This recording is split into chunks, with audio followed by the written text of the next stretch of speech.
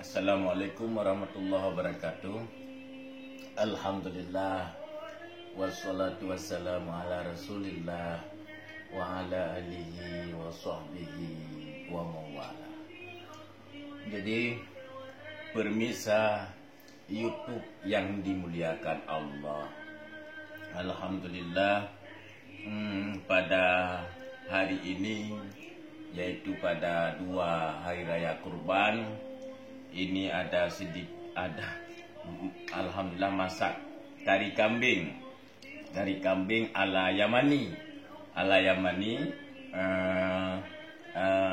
Jadi luar biasa masakan Umi. Jadi kebetulan kemarin ada yang memberikan daging kurban dimasak ala Yamani besar begini dan rasanya luar biasa. Jadi sehingga kita rasakanlah sensasi nikmatnya asli masakan kari kambing ala Yamani. Tapi ada juga ini kari juga ada. Jadi kepada pemirsa, wabil khusus santri-santri Dayak Cek Kemude yang di kampung yang belum sempat mengunjungi kami di sini. Ini beginilah kehidupan sehari-hari selama libur, tidak ada santri. Kebetulan Umi masak kari kambing, masakan khas Yamani. Luar biasa nikmatnya.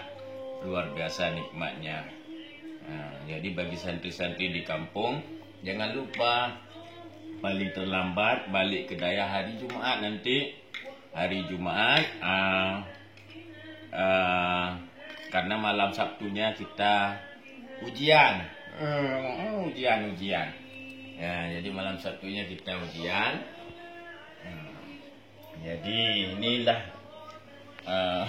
masakan Umi santriwati semua ini. Masakan Umi santriwati semua. Luar biasa kari kambingnya, masakan Yamani. Nikmat bukan main. Ya, alhamdulillah, ini seperti sudah di chef ini. Di chef acara TV nampaknya ini ya. Bismillahirrahmanirrahim. Luar biasa nikmatnya. Masya Allah. Alhamdulillah, nikmat yang Allah berikan. Cuaca pun lebaran ini luar biasa, tidak hujan di Birun. Jadi cuaca agak menyenangkan walaupun sedang ada isu-isu wabah corona, tapi corona di sini sudah insyaallah sudah aman. Sehingga kedepannya kita bisa merayakan lebaran yang lebih hebat lagi.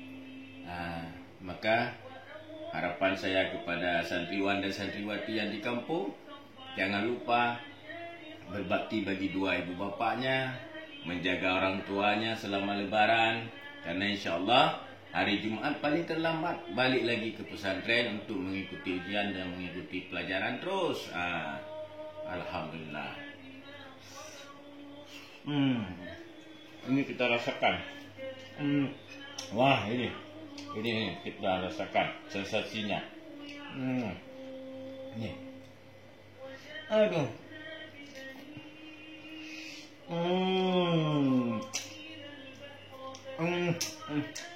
Nikmatnya. Nikmat yang luar biasa. Masya Allah.